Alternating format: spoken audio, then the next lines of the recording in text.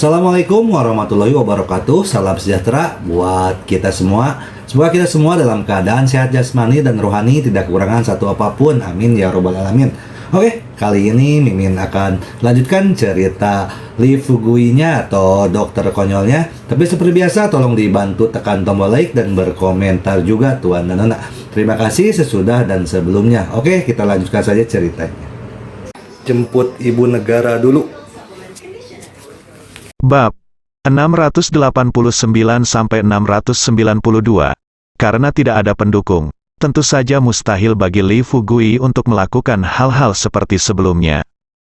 Li Xiangyang sedikit kecewa, tapi dia tidak menyerah, malah melanjutkan, jika Kapten Li tidak ingin seseorang mengambil posisi kapten, maka Gua Dewa Naga kita tidak akan memiliki pemilik gua. Ini bukan hal yang bagus. Siapa bilang tidak ada penguasa gua di Gua Dewa Naga? Lee Fugui sudah merencanakannya. Dia menunjuk ke arah Suetu dan berkata sambil tersenyum, meskipun tidak nyaman bagiku untuk menjadi penguasa gua-gua Dewa Panjang, saya dapat menunjuk satu orang untuk menjadi penguasa gua. Suetu, Anda adalah penguasa gua-gua Dewa Naga. Suetu di samping tertegun, dan kemudian sudut mulutnya bergerak-gerak. Dia tidak pernah menyangka hal itu. Identitasnya pertama kali berubah dari pembunuh Darknet menjadi preman Lee Fugui, dan kemudian dengan cepat menjadi penguasa gua-gua Dewa Naga. Ini terlalu tidak masuk akal. Sejujurnya, Suetu tidak menyukai Gua Dewa Naga ini. Dia sekarang adalah orang yang benar-benar kuat di alam bawaan. Kecuali sekte dunia tersembunyi, kekuatan kecil lainnya di lingkaran seni bela diri kuno secara alami tidak akan menyukai Gua Dewa Naga ini, mampu jatuh ke dalam perangkapnya mata Dharma. Namun, Lee Fugui sudah berbicara, dan Suetu tentu saja tidak berani menolak. Dia tidak punya pilihan selain mengangguk dan berkata, "Ya, Kapten." Li Xiangyang terkejut dan diam-diam menatap Suetu.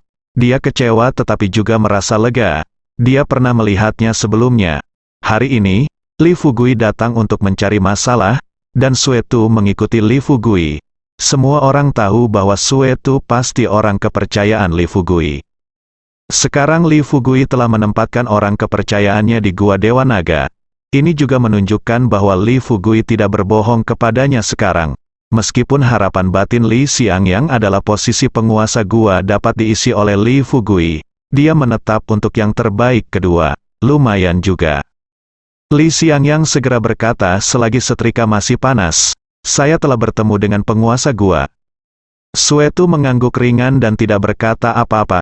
Dia sama dengan orang yang tidak dia kenal atau tidak dia minati.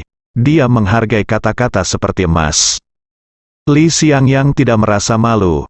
Dia menoleh ke Lee Fugui dan berkata, "Kapten, sekarang Gua Dewa Naga kami telah beralih kesetiaan kepada Anda. Saya ingin tahu apakah Anda dapat melepaskan murid Gua Dewa Naga kami." Lee Fugui berkata sambil tersenyum, "Jangan khawatir. Tutup dulu beberapa hari, ayo bunuh semangatmu. Adapun kamu, ikuti saja aku untuk melakukan hal-hal di depanku baru-baru ini." "Ya, Tuan Gua." Li Xiangyang tidak punya pilihan selain setuju, tapi dia mendapatkan setelah janji Lee Fugui, dia tidak perlu lagi khawatir tentang bagaimana menghadapi murid-murid Gua Longshan itu. Selain itu, Li Xiangyang juga menemukan bahwa Lee Fugui tidak hanya kuat dan berantakan, tetapi juga bersih dan rapi, tidak haus darah, dan tidak sulit bergaul, yang membuatnya tidak terlalu curiga dengan perkataan Lee Fugui. Lee Fugui merenung sejenak, lalu berkata kepada Suetu, "Pergi, bawakan aku Liu Yiyi, murid perempuan Zhou Dafu." Apa yang ingin kamu lakukan?" Liu Yiyi terus meronta. Zhou Dafu juga panik, dan buru-buru berkata, "Senior, jangan tangkap muridku. Jika kamu punya sesuatu, kamu bisa memberitahuku. Lepaskan kakak perempuanku." Ming Cheng juga memelototi Suetu dan para prajurit itu. Wajah Suetu acuh tak acuh dan dia tidak mengucapkan sepatah kata pun. Kemudian dia memerintahkan seseorang untuk menangkap Liu Yiyi dan mengikutinya, dan meninggalkan ruang bawah tanah. Sudah berakhir. Zhou Dafu menghela nafas frustrasi. Ming Cheng mengepalkan tinjunya dan mengumpat dengan marah. Apa yang mereka lakukan untuk menangkap kakak perempuan senior? Jika mereka memiliki kemampuan untuk menangkap saya, sekelompok sampah, murid laki-laki jangkung berkata dengan cemas. Saya khawatir kesucian adik perempuan junior akan hilang.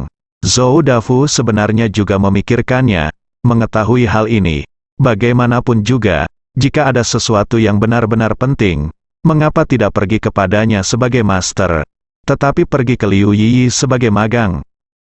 Namun, sebagai seorang master, Zhou Dafu secara alami ingin melindungi kepolosan muridnya, dan memarahi, oke, jangan membicarakannya dengan santai, semuanya tidak akan seperti yang kamu pikirkan. Ketika Yiyi kembali, kita akan tahu apa yang terjadi. Itu telah terjadi.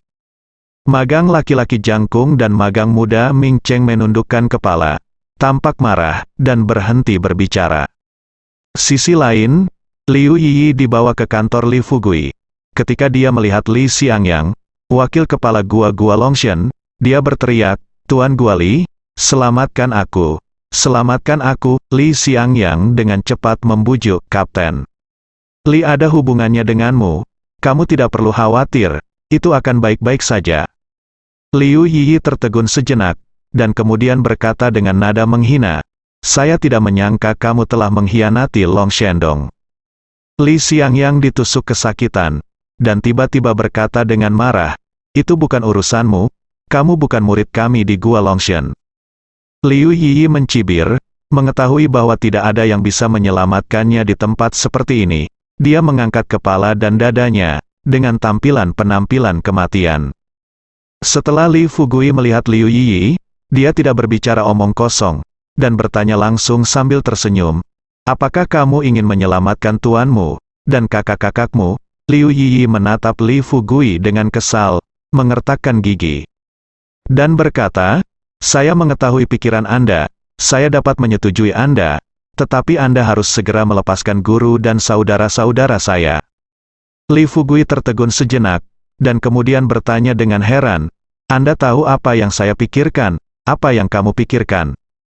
Liu Yiyi berpikir bahwa Li Fugui sedang mempermalukannya, tubuhnya gemetar karena marah, wajahnya memerah dan berkata, kamu hanya ingin memilikiku, aku sudah setuju, mengapa kamu masih ingin mempermalukanku? Li Fugui mendengar ini ketika dia berbicara, wajahnya tiba-tiba menjadi aneh, dan dia tidak berbicara untuk waktu yang lama.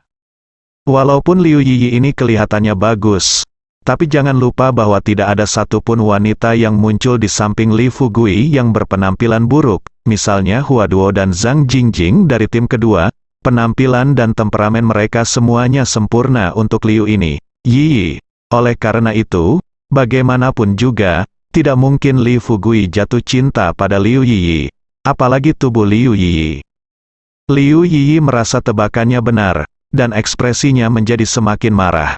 Li Fugui menggelengkan kepalanya sambil tersenyum tercengang, dan tidak bisa menahan diri untuk tidak berkata, meskipun aku mungkin sedikit melukai harga dirimu ketika aku mengatakannya, aku tetap harus mengatakan bahwa kamu tidak dapat menarik perhatianku hanya karena dari penampilanmu. Kamu melakukan sesuatu untukku. Wajah Liu Yiyi langsung menjadi panas, lingkaran matanya semakin merah, air mata sudah mengalir di rongga matanya, dia hanya merasa sangat terhina. Faktanya, Liu Yiyi hanya memiliki satu pikiran tersisa di benaknya. Apakah dia seburuk itu?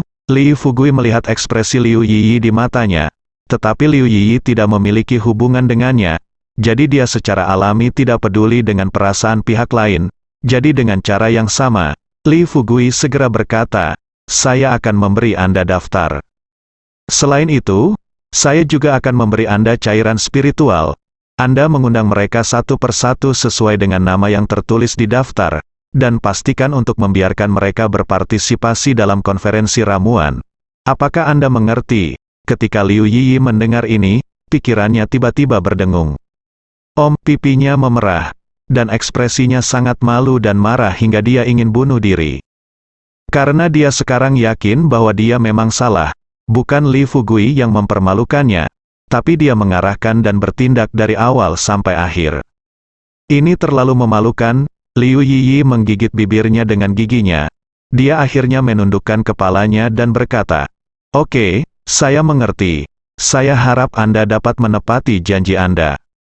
Li Fugui tertawa dan berkata, saya sebaiknya memberitahu Anda, saya juga akan hadir konferensi ramuan itu, saya akan membawa Anda para guru dan murid bersama saya ketika saatnya tiba, sehingga Anda dapat yakin. Liu Yiyi tidak berani menatap mata Li Fugui. Pikirannya kosong, dan dia bahkan merasa bahwa dia adalah bahan tertawaan sekarang, dan orang-orang di ruangan itu mereka semua pasti memandangnya seperti badut. Jadi setelah dia mengambil daftar dan ramuan yang diberikan oleh Li Fugui, dia meninggalkan ruangan seolah-olah melarikan diri. Faktanya, satu-satunya orang yang berdiri di ruangan itu adalah Suetu dan Li Xiangyang, wakil kepala gua-gua Dewa Naga. Yang pertama tidak berkata apa-apa dan memiliki wajah tanpa ekspresi, tetapi yang terakhir tidak berani bereaksi lain. Liu Yiyi kekhawatiran benar-benar berlebihan. Oke, ayo pergi, Li Fugui melambaikan tangannya. Suetu dan Li Xiangyang meninggalkan kantor Li Fugui. Li Fugui menyipitkan matanya, dan tetap di kantornya sambil berpikir selama satu sore. Di malam hari, dia kembali ke Kolosseum. Keesokan paginya, Li Fugui bangun pagi-pagi, lalu dia memanggil Tuan Yu, Tuan Wei, Tuan Ming Jing dan yang lainnya bersama-sama. Konferensi eliksir dimulai hari ini. Ini adalah kesempatan bagus, jadi saya memutuskan untuk membawa Anda bersama saya. Li Fugui memandang beberapa orang sambil tersenyum, dan berbicara perlahan. Tuan Yu berkata dengan cemas, konferensi pengobatan roh dan Tuan Gu pasti tidak akan membiarkannya pergi. Dan Sangguan King Feng, yang membenci kita sekarang. Konferensi pengobatan roh adalah wilayah mereka, saya pikir lebih baik berada di sisi yang aman, Don jangan pergi. Tuan Tua Wei juga mengangguk dan berkata, ya, meskipun kita tidak pergi ke konferensi eliksir, kita masih bisa mengalahkan mereka. Baru-baru ini, perusahaan konferensi eliksir telah merekrut beberapa alkemis.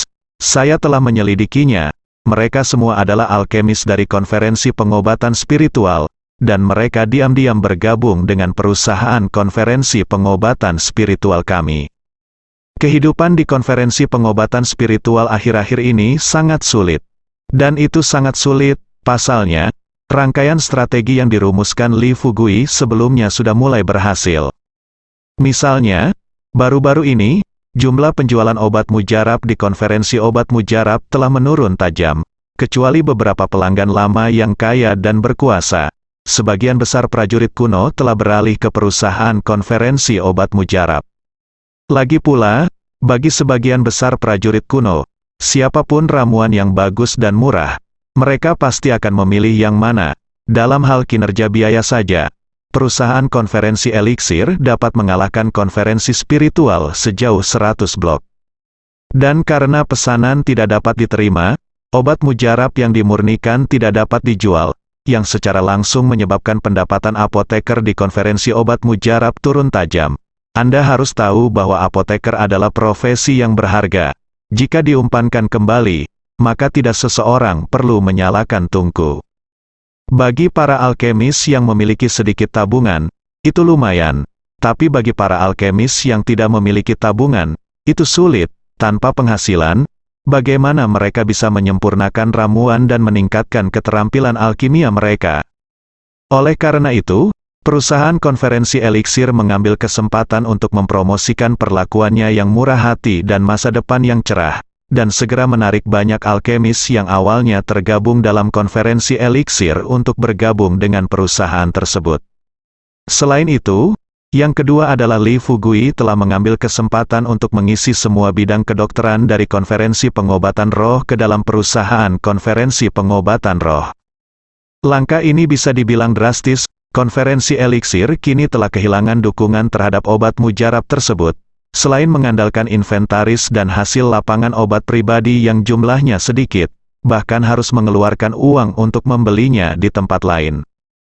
Namun, kota Qingzhou adalah pusat nasional bahan obat tradisional Tiongkok, dan meskipun dapat dibeli di tempat lain, jumlahnya sangat terbatas, sehingga tidak cukup untuk mendukung kebutuhan konferensi obat mujarab. Alasan mengapa hingga saat ini, konferensi eliksir dan Master Gu belum datang untuk menanyakan kejahatan mereka, Itu semua karena status Li Fugui sebagai wakil kapten tim kedua game ke-6. Selama konferensi Elixir, Master Gu dan yang lainnya berani datang.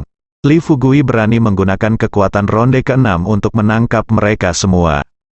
Oleh karena itu, pergulatan antara sekelompok orang dari konferensi pengobatan spiritual dan kelompok konferensi pengobatan spiritual menjadi semakin intens, dan kebencian telah mencapai tingkat yang tidak dapat diselesaikan. Bukankah itu seekor domba yang memasuki sarang harimau? Baik Tuan Yu maupun Tuan Wei telah mendapat banyak manfaat dari Li Fugui sekarang, dan mereka telah melihat masa depan cerah perusahaan konferensi Elixir. Tentu saja, keduanya tidak memiliki jiwa petualang, cenderung konservatif, dan tidak mau lihat Li Fugui melakukan petualangan atau semacamnya. Li Fugui sedikit kecewa. Dia sudah menyadari bahwa Tuan Yu dan Tuan Wei sudah tua dan kurang semangat. Orang-orang seperti itu baik-baik saja dalam mengatur sesuatu dalam jarak terbatas, tetapi tidak baik dalam memberikan saran. Setelah mengetahui hal ini, Li Fugui memutuskan bahwa di masa depan pertemuan serupa tidak akan diadakan pada Tuan Yu dan Tuan Wei. Sedangkan untuk konferensi Elixir, Li Fugui tentu saja harus pergi. Alasannya sangat sederhana. Meskipun perusahaan konferensi Elixir berkembang dengan baik, paling banter ia adalah bisnis kecil dan bersembunyi dalam kegelapan.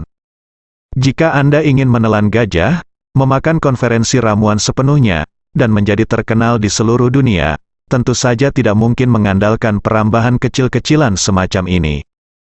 Li Fugui menghadiri konferensi Elixir, tentu saja, untuk membuat perusahaan konferensi Elixir sukses. Agar lebih banyak prajurit kuno mengetahui keberadaan perusahaan konferensi Elixir. Penting juga untuk menyerang konferensi obat mujarab secara mendasar, dan menghancurkan kepercayaan para alkemis pada konferensi obat mujarab tersebut. Apa dasar dari konferensi obat mujarab? Faktanya, dia bukanlah Tuan Gu atau Sang Guan King Feng. Landasan sebenarnya dari konferensi pengobatan spiritual adalah sekelompok besar alkemis. Selama kepercayaan diri orang-orang ini goyah, konferensi pengobatan spiritual akan benar-benar selesai. Pada saat itu, perusahaan konferensi pengobatan spiritual akan sepenuhnya menggantikan konferensi pengobatan spiritual dan muncul dengan sikap yang lebih kuat. Tuan Mingjing mengelus janggutnya dan berkata sambil tersenyum, "Fugui, biarkan aku pergi bersamamu." Li Fugui mengangguk dan berkata, "Saya harus merepotkan Tuan Mingjing. Tanpa Anda untuk melindungi saya tidak akan berani pergi ke konferensi obat mujarab," sarangnya. Tuan Mingjing tersenyum rendah hati dan berkata, "Fugui, Anda terlalu menyanjung saya." "Saya tidak tahu bagaimana cara menyanjung saya. Katakan saja yang sebenarnya, tanpa Anda, Tuan, saya, Li Fugui, tidak akan berada di tempat saya sekarang hari ini." Li Fugui terus memuji. Itu bukan pujian, itu fakta. Setelah bergabung dengan pohon induk Black Spirit, kekuatan Li Fugui meningkat drastis. Namun dia masih belum bisa melihat kekuatan sebenarnya dari Tuan Cermin Transparan. Bahkan pasir hisap dan suetu yang sama-sama berada di alam bawaan, juga menunjukkan bahwa dia tidak bisa melihatnya. Li Fugui sudah lama menyadari bahwa tanpa pengawalan Tuan Mingjing, dia mungkin akan ditekan oleh berbagai kekuatan dan terpaksa meninggalkan kota Qingzhou. Demi Li Fugui dan karir Li Fugui, Tuan Mingjing seharusnya memimpin. Aneh rasanya mengatakan bahwa Li Fugui datang ke kota Qingzhou pada awalnya hanya untuk menjual ramuannya. Siapa yang tahu setelah datang ke kota Qingzhou, serangkaian cerita mendebarkan terjadi, dan nasib Li Fugui juga terjadi. Perubahan yang mengejutkan dunia telah terjadi. Namun kata-kata ini terdengar di hati Patua dan Patua Wei. Namun mereka merasa sedikit tidak nyaman. Dari sudut pandang mereka, merekalah yang memberikan kontribusi besar bagi kemajuan Li Fugui hingga saat ini. Tapi bagaimana bisa dibandingkan dengan keduanya? Li Fugui mengetahui hal ini dengan jelas, tapi dia tetap tidak bermaksud menghibur kedua lelaki tua itu.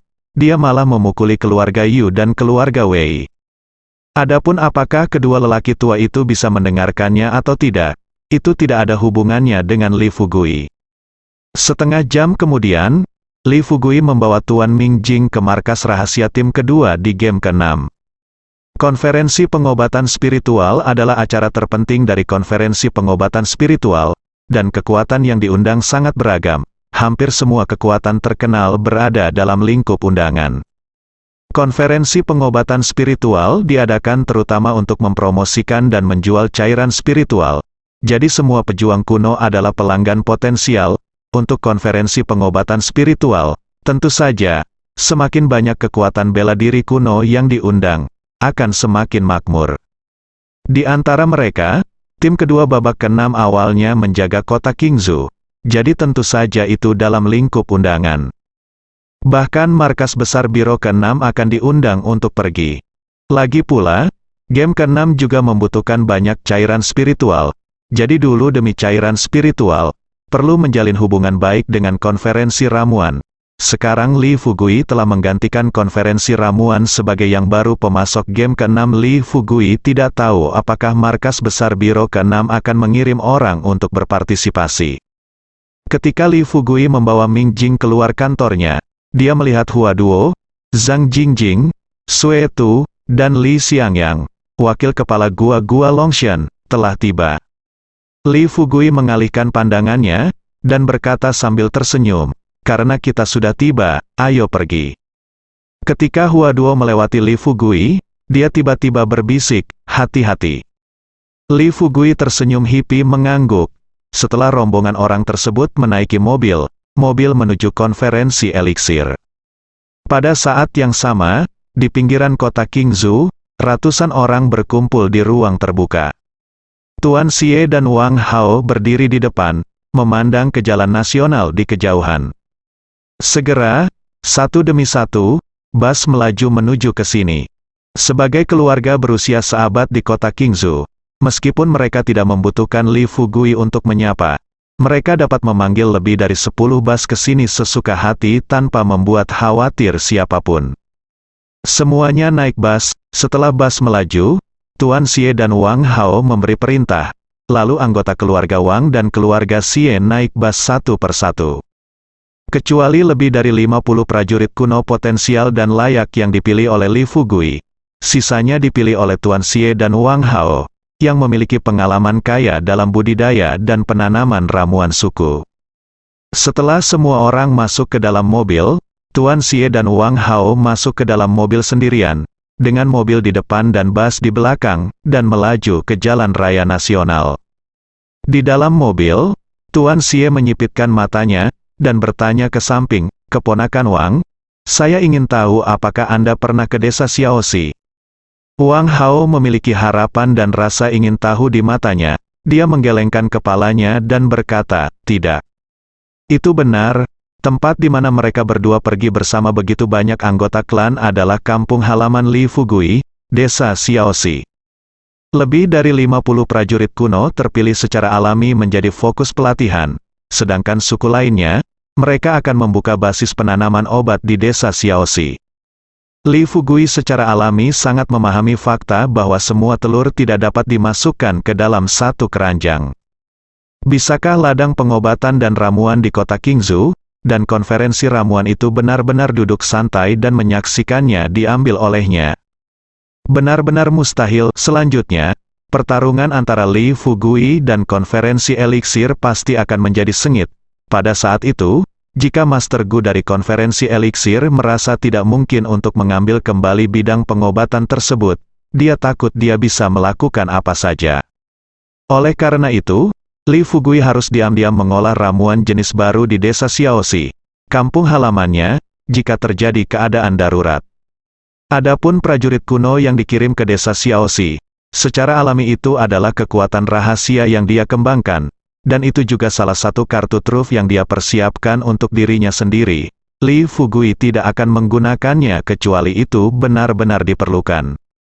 Sisi lain, Li Fugui, Hua Duo, dan Zhang Jingjing berada di mobil yang sama. Pengemudinya adalah orang yang melakukan inning ke-6. Lokasi mereka saat ini berada di pinggiran kota Qingzhou, dan rutenya sama persis dengan perjalanan terakhir Li Fugui ke rumah Gu. Tidak ada perbedaan. Hanya saja tujuan Li Fugui dan yang lainnya kali ini adalah markas sebenarnya dari konferensi pengobatan roh, bukan keluarga Gu.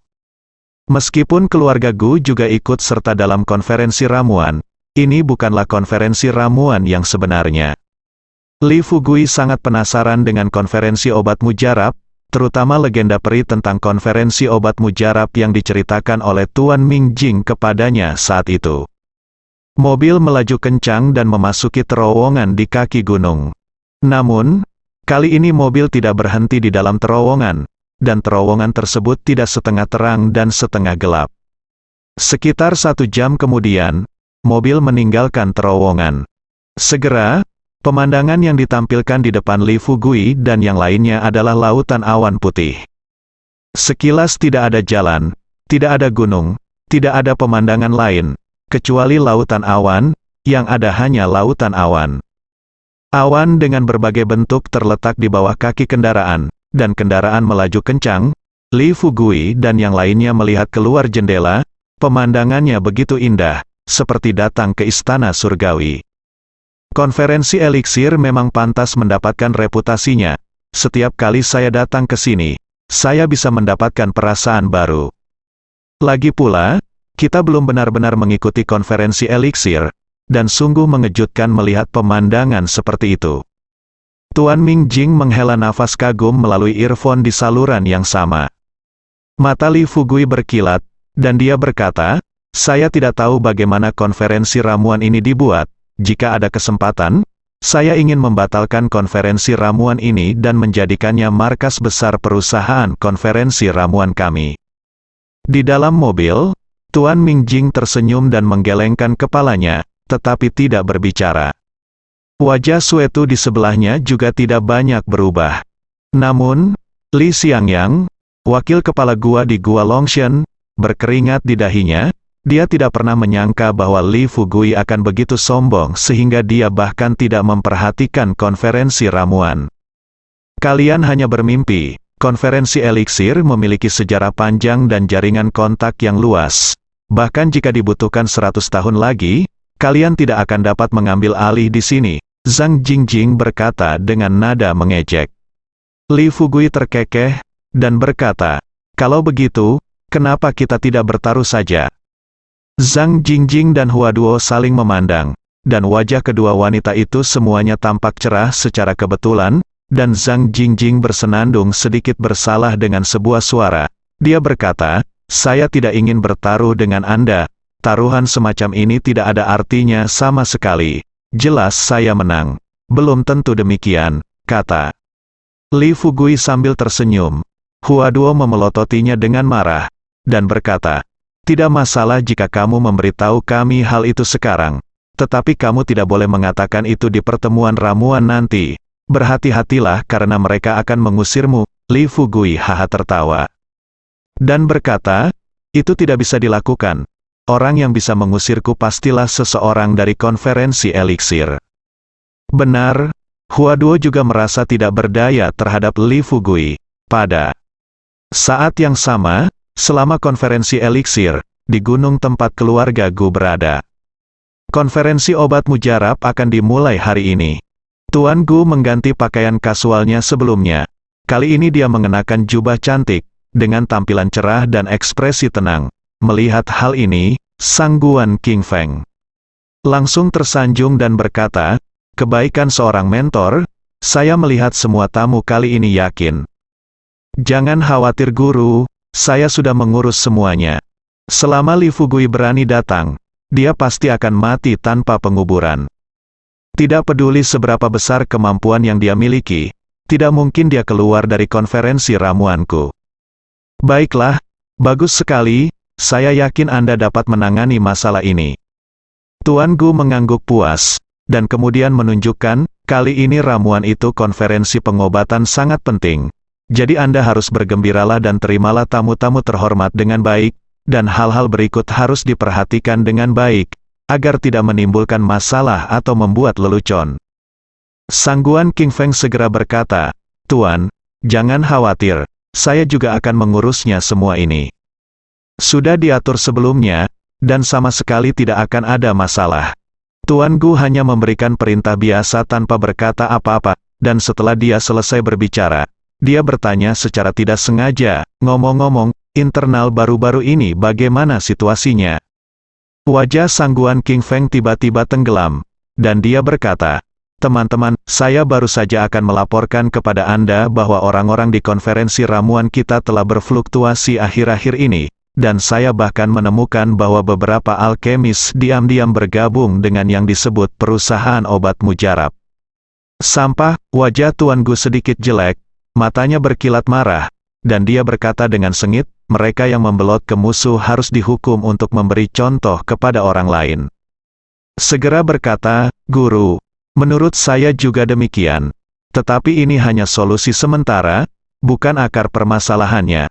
Jika Anda tidak menyelesaikan akar masalahnya, itu akan tetap sia-sia setelah sekian lama.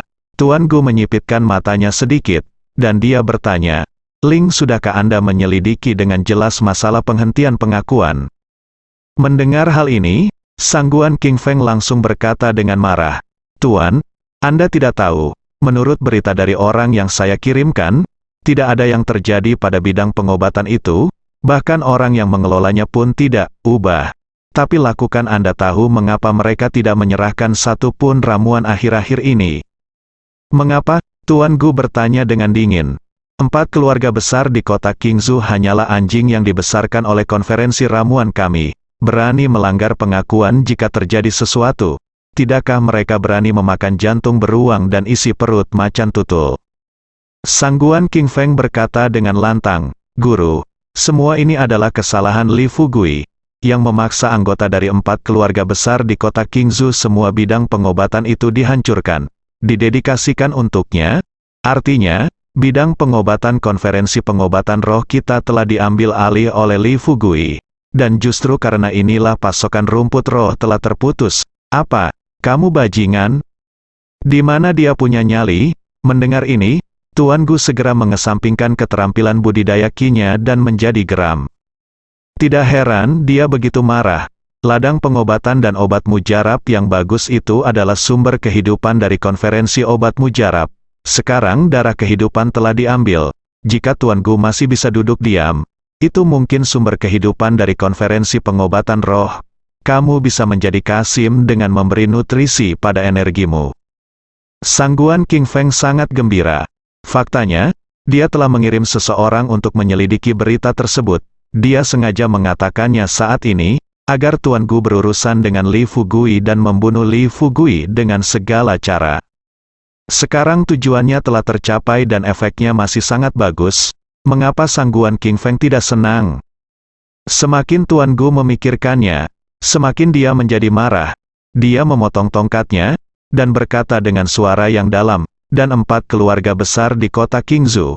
Kami telah membesarkan mereka selama bertahun-tahun di konferensi eliksir.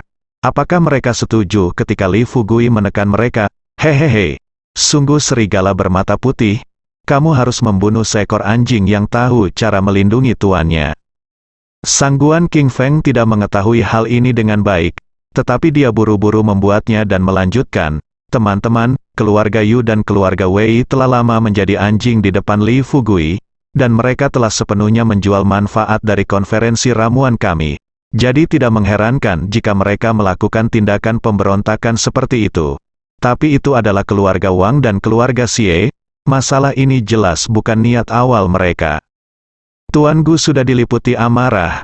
Dia mengetuk tongkatnya dan berteriak, teruslah bicara. Sangguan King Feng berkata dengan cepat, menurut orang-orang yang saya kirim untuk menyelidiki, Li Fugui mengandalkan wakil Kapten Biro ke-6. Saya membawa semua anggota keluarga Wang dan keluarga Xie ke dalam sel, dan memaksa mereka untuk menyerahkan ladang obat-obatan, hahaha. Sungguh senjata umum untuk penggunaan pribadi. Saya ingin bertanya secara pribadi kepada orang ke-6 tentang masalah ini. Orang-orang dari kantor pusat biro, mari kita lihat bagaimana mereka menjelaskannya, bersambung.